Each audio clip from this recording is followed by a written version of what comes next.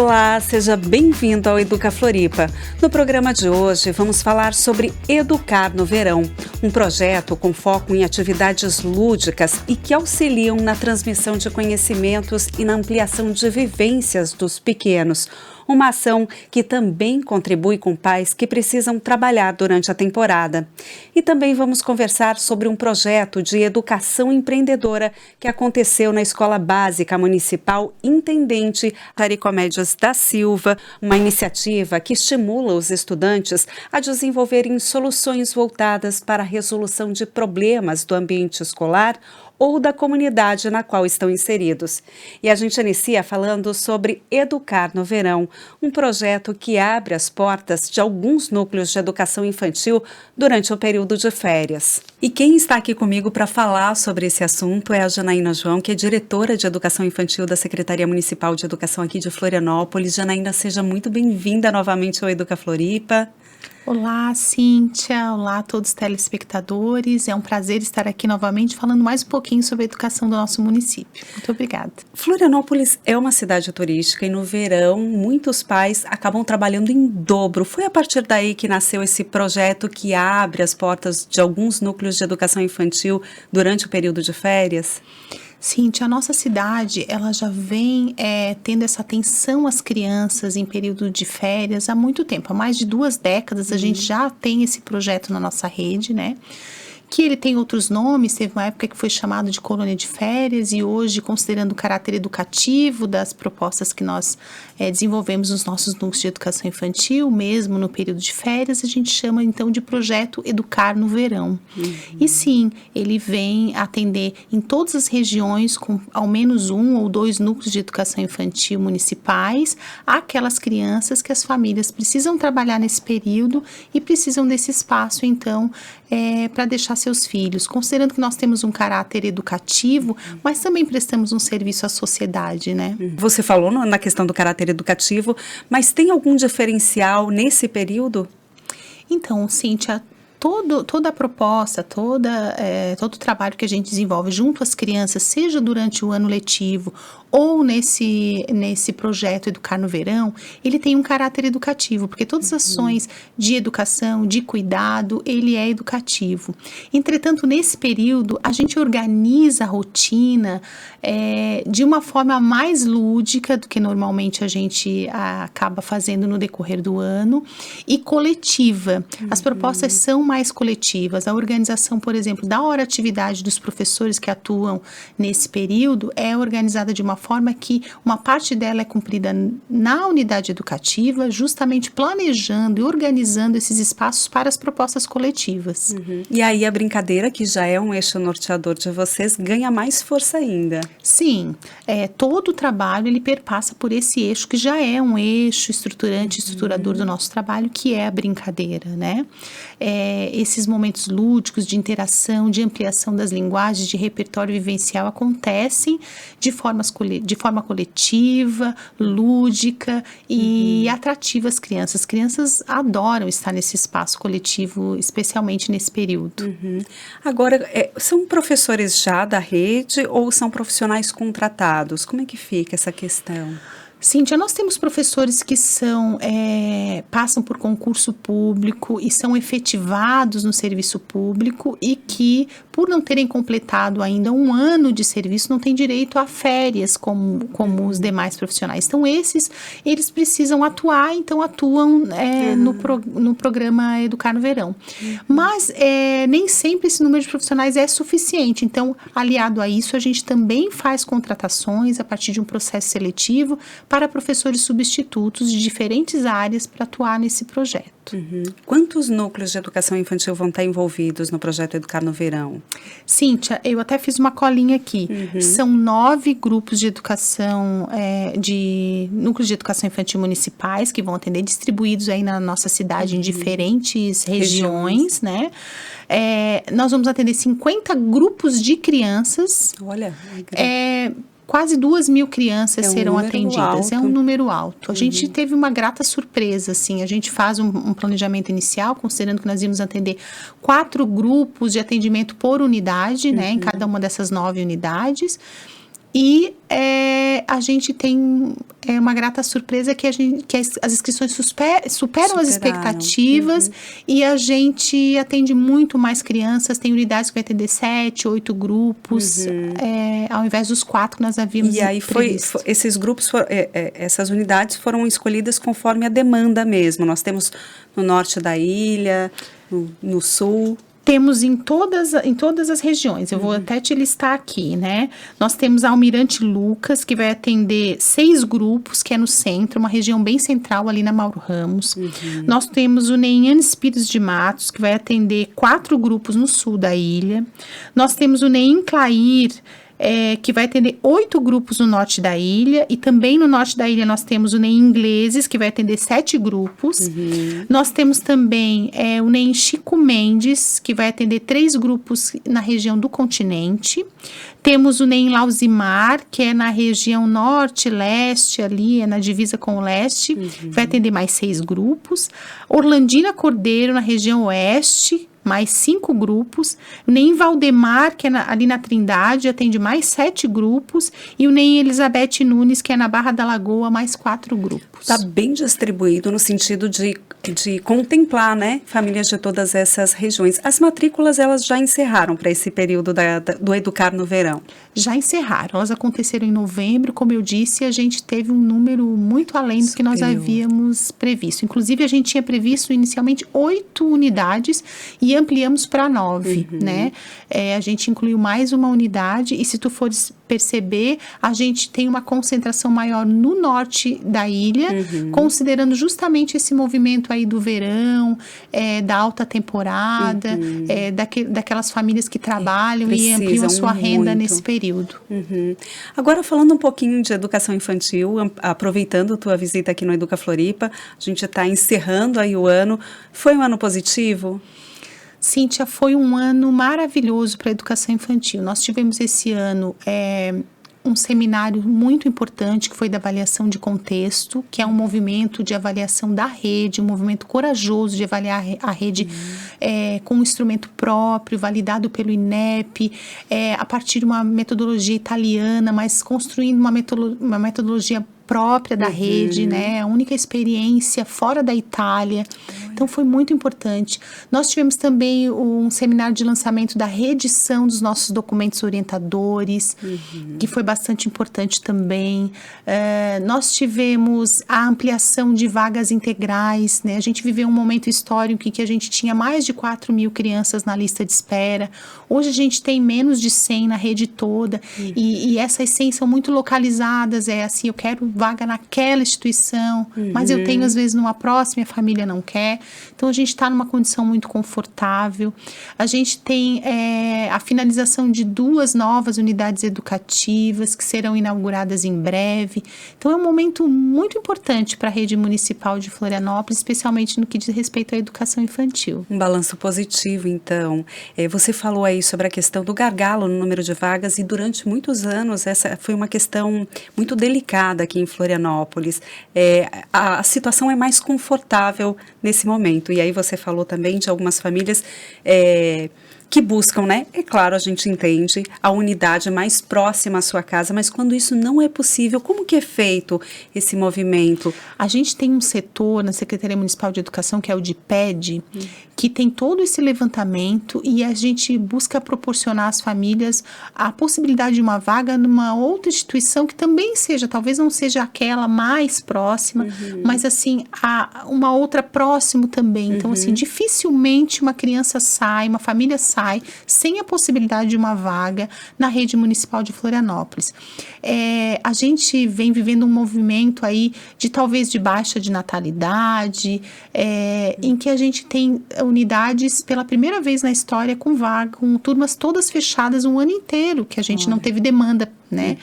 Isso fez com que a gente fizesse um movimento que pudesse ampliar as vagas, integralizar as vagas das crianças. Vai ter uma unidade no centro de Florianópolis que terão todas as crianças com vaga integral. A gente conseguiu integralizar todas as vagas, né? Isso é bastante importante. Dá para concentrar esforços em outras atividades, né, Janaína? Isso mesmo. Você falou também sobre esse movimento corajoso que vocês fizeram durante esse ano de 2023, que foi olhar para si, né, fazer uma autoanálise, digamos assim.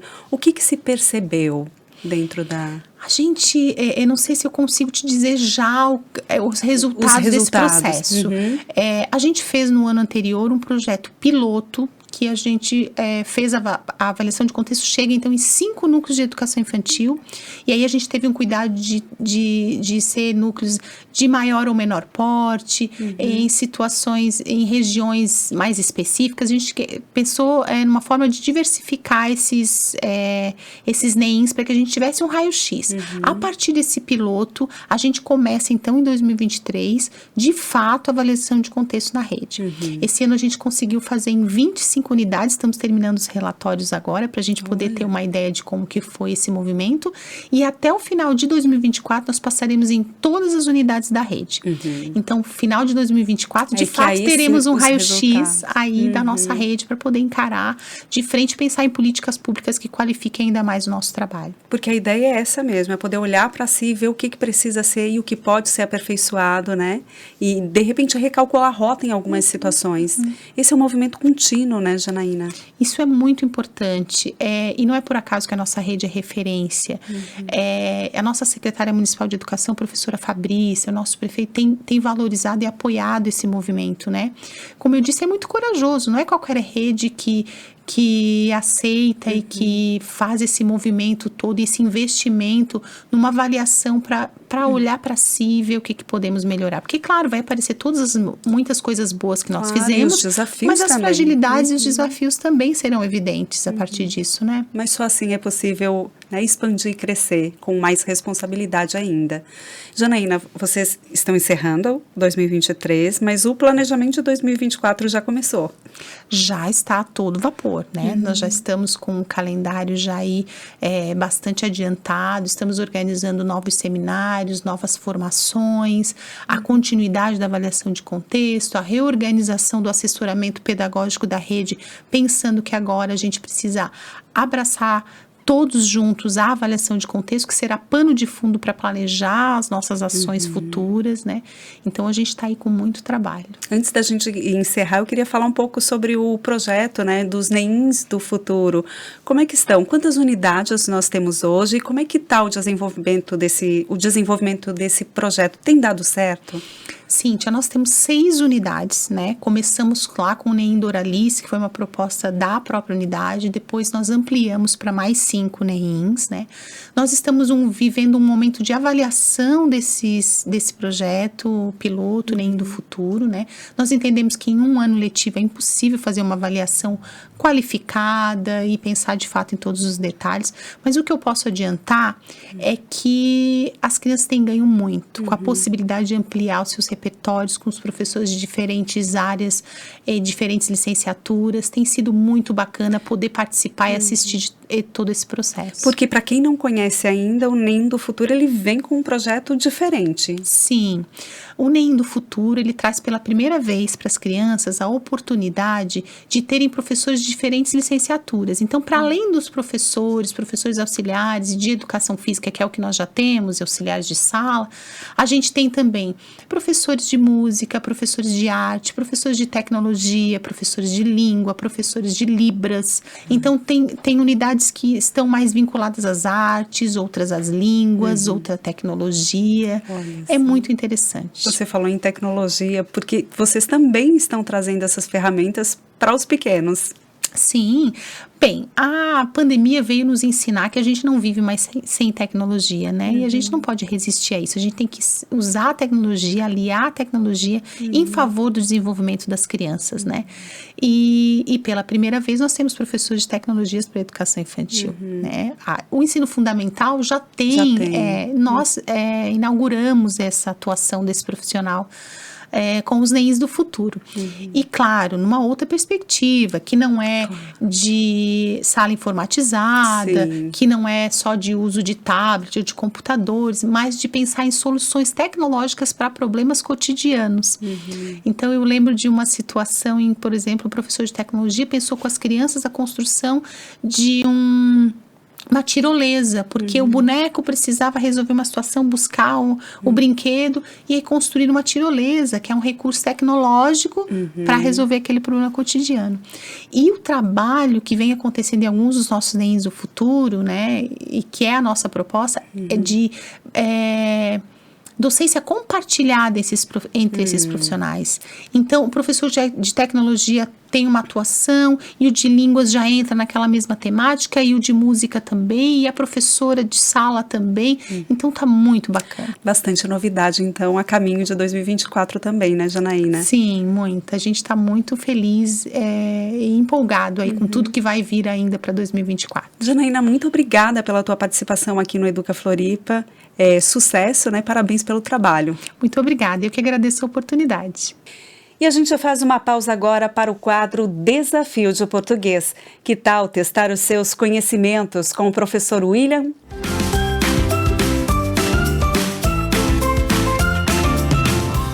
Olá pessoal, eu sou o professor William e nós vamos ver hoje o substantivo gente e o termo agente, que apesar de semelhantes, têm usos diferentes na nossa língua. Vamos começar com a palavrinha ou a expressão agente. O substantivo gente sempre foi utilizado para se referir a um conjunto de seres humanos. Tanto é que Camões, lá em 1500, por exemplo, usou para falar das pessoas que vivem de cobiçar o ouro. Vejamos esse exemplo. Nasce por este incógnito hemisfério o metal porque tanto a gente sua. Esse texto está lá em Os Lusíadas. Com o tempo, o agente passou a ser utilizado como uma locução pronominal, com o valor de eu ou nós. Isso é muito comum na linguagem que a gente usa no dia a dia. Então guardem, agente é o mesmo que nós, mas quando falamos agente, combinamos diferente essa palavrinha na oração. Vamos ver o exemplo. Eu falo, a gente jogou bola, e não a gente jogamos bola, entenderam? Agora vamos falar sobre a palavrinha agente. Esse termo tem um significado diferente da expressão acima. O agente secreto encontrou o esconderijo do vilão. Agente refere-se a alguém que exerce uma ação, como no exemplo do agente secreto acima. Aqui, agente está relacionado a uma pessoa que realiza uma atividade específica, por exemplo, o agente de saúde que visita a sua casa, ou o agente especial que você deseja ser. Espero que tenha ficado claro o uso de cada uma dessas palavrinhas, agente e agente, que apesar de semelhanças dos sons, têm funções diferentes na nossa língua. Agente é uma locução pronominal usada na linguagem coloquial para se referir a nós, enquanto agente se refere a alguém que realiza alguma ação. Até a próxima, pessoal. Beijo do prof.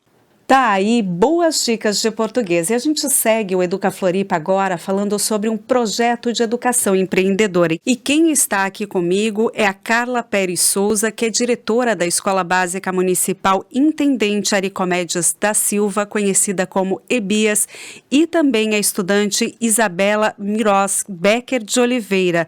A unidade EBIAS participou de um projeto de educação empreendedora e vocês foram vencedores. A intenção, Carla, desse projeto é fazer com que os estudantes olhem para problemas da escola, para problemas da comunidade na qual estão inseridos e pensem em soluções? Isso. Então, nós tivemos esse parceiro, né, que foi o Instituto Nexera, que já há algum tempo vem trabalhando com a EBIAS, né, e no ano passado, então, eles trazem o desafio dos estudantes desenvolverem projetos, e algum desses projetos, então, seria escolhido para ter o financiamento pelo Instituto Nexera, né.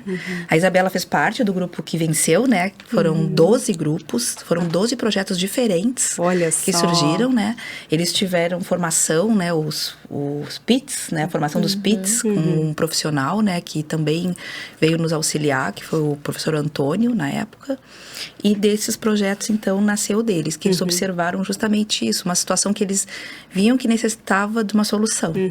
Antes da gente falar um pouquinho mais sobre esse projeto, eu gostaria de saber como é que foi essa orientação que eles receberam. Eles tinham orientações semanais? Como é que era, Isabela? A gente recebia orientações da Nexera para saber como é que funcionava. E diariamente a gente pegava e treinava, né, o discurso que a gente tinha que fazer. Fazíamos os cartazes, né? E eu acho que basicamente foi isso. Vocês fizeram pesquisas para desenvolver esse projeto? Sim. E aí o projeto, eu vou contar agora, que foi um projeto de captação da água da chuva com cisterna, né, Carla? Uma ação bastante importante ali para a unidade. Sim, na época foi muito rico, né? Porque para eles poderem desenvolver a proposta, eles pesquisaram bastante. Depois que eles conseguiram vencer, para executar, eles fizeram um encontro com profissionais do IFSC para entender possibilidades de cisterna. Nós visitamos a Casa Inteligente, que tem da Celesc, para eles poderem entender também possibilidades, né, de soluções ecológicas. Então, teve várias situações assim. E isso para a escola agregou conhecimento, né? Eram estudantes do 6º ano, né? A Isabela agora está no 7º, mas estudantes do 6º ano, né, que tiveram essas oportunidades. E o que eles viviam lá, eles contavam para a turma, né? A gente até na época, eu era professora de matemática deles, né? Eles, durante a minha aula, apresentaram as fotos da visita deles, contaram um pouco do como é que foi, assim, né? Como é que foi, Isabela? Assim, eu gostei muito do projeto, por causa que a gente conseguiu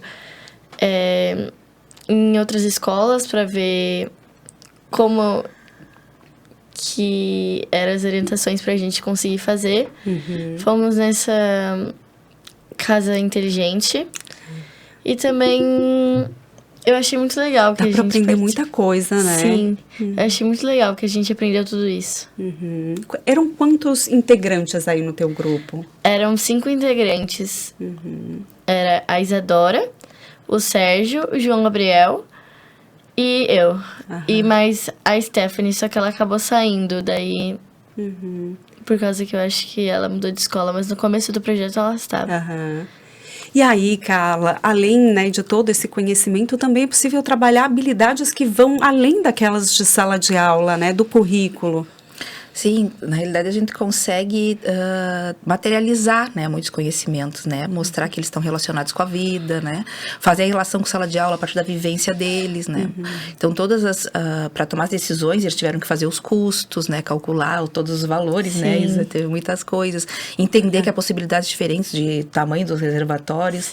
Lembro que isso foi uma discussão, porque havia um limite financeiro que a instituição ia doar, né? E aí precisava se encaixar se encaixar, não podia passar do valor, né? Então tinha toda uma preocupação de conseguir também, né? Então são vivências, oportunidades, né? A EBIAS, ela tem uma proposta de educação integral, é uma escola de educação integral, né? Na rede municipal, há mais de uma década, né? Desde 2007, quando a escola abre suas portas para a comunidade, é que ela começa a implantar projetos de educação integral ali. Então trazer essas oportunidades, né? Que são inovadoras e que dão acesso ao que se necessita na vida real, né? É a proposta da escola. Então, fazer parcerias como a gente fez com a Nexera tinha esse intuito também. Ampliar as oportunidades de aprendizagem deles, né? Com outras dimensões, assim. Ampliar oportunidades de aprendizagem, ampliar vivências também, né? E conectar o conhecimento com a prática, com a vida real, com o dia a dia. Você percebe que ao olhar para dentro da escola e buscar soluções para questões da escola ou da comunidade, também desperta o senso de responsabilidade dos estudantes? Sim, uma coisa bem legal dos 12 trabalhos, né, que foram apresentados na época, era sempre uma preocupação em melhoria do contexto, né, ou do contexto da escola, ou do contexto da comunidade, né. Tiveram projetos que eram sobre o lixo que tinha na comunidade, tiveram projetos sobre sinalização tátil e outras alternativas para pessoas com deficiência, tiveram alguns projetos que era sobre saúde mental, né, para as pessoas poderem, quando se sentissem com depressão, ansiedade, ter aonde buscar ajuda. Então, assim, eram projetos mais de uso social temas mesmo, para a comunidade e para os próprios estudantes, assim, né. O projeto deles, ele resolveu uma situação interna da escola, né, que era molhar a horta, primeiro, né, que a gente sabe que nas férias morrem muitas coisas porque não tem quem regue, né. Sim. Então, e também economizar água, né, que é um problema que a gente viveu na época que estava um racionamento de água ali, e essa ideia surgiu também nessa pegada. A cisterna já foi construída? Já. Foi, eu acho que foi em 20 de novembro de 2022. E aí, a partir desse projeto da cisterna, nasceu um outro projeto através do Clube de Robótica, né? Que é automatizar esse processo para regar a horta. Isso, então, esse projeto deles claro, ele trouxe um conhecimento, né, e mais um equipamento para dentro da escola. Mas o problema não acabou, né, ainda. Inclusive, o próprio funcionamento da cisterna, né, a gente, depois que já estava implantada e lá no seu lugar, a gente percebeu que tem algumas questões que precisavam ser melhoradas, né, como a pressão da água, né, Isabela, que a gente percebeu. Então, como esse ano, né, de 2023, foi implantado, então, na escola a robótica como componente curricular, né, nós tivemos em janeiro uma aprovação de uma legislação municipal, né, de inovação. Então, há um investimento, né, nós recebemos desde o final do ano passado kits Lego e vários outros materiais. Esse ano, o próprio incremento de contratação de professores da área de tecnologia também, né? Então, a escola conseguiu, né, dar um espaço para esse conhecimento também. E a gente fundou, então, o Clube de Robótica na escola e adotamos como disciplina do currículo das turmas de educação integral, ter aulas de robótica semanalmente. E a cisterna, então, chega de que já tinha lá como precisando de alguma solução. E eles estão, nesse momento, aperfeiçoando o conhecimento em robótica para poder fazer essa automação, que ainda não aconteceu. Mas já temos o motorzinho, né, que já chegou. Então já tem algum caminhamento. Isabela, tu também faz parte do Clube de Robótica. Sim. Como é que tá sendo essa experiência? Eu achei muito legal que a gente conseguiu ir pra First Lego League. Eu gostei. Que é uma feira. Não, um torneio. Um torneio de robótica. Que ele tem 3 etapas. Tem as regionais, nacionais e internacionais. E eu achei muito legal essa experiência. Vocês têm grupos ali, então, também, nesse sentido. E tu tá pensando nesse projeto da horta automatizada também? Tá ajudando a desenvolver esse projeto? Sim. Que fase vocês estão? A gente já tem os motores, mas ainda não tá nada pronto. Mas já desenharam um protótipo de como vai funcionar? Não. Na realidade, eles estão nesse momento aprendendo a usar a robótica. Para conseguir fazer esse... Vai ser o projeto para o futuro, para 2024. Então, ano que vem, esse aprendizado, ele continua. Bacana. Carla, aproveitando a tua presença aqui, me fala um pouquinho de como é que estão os trabalhos nessa reta final de ano aí do EBIAS. É uma correria, né? Então, nós temos muitos projetos, né? Então, quando chega o final do ano, é o momento de fechar esses projetos ou encaminhar, né, para o fechamento, mesmo que tenha continuidade no ano seguinte, né? Tá bastante trabalho, né? Bastante correria. Nós acabamos de participar desse torneio que a Isabela coloca, então agora foi dia 13 e 14 de novembro, então a gente tá voltando disso, né? A EBIAS, ela tem tradicionalmente um evento comunitário muito grande, né? Que gira em torno de 5 mil pessoas circulam pela escola nesse dia, que a gente chama EBIAS na rua. A escola abre para a comunidade.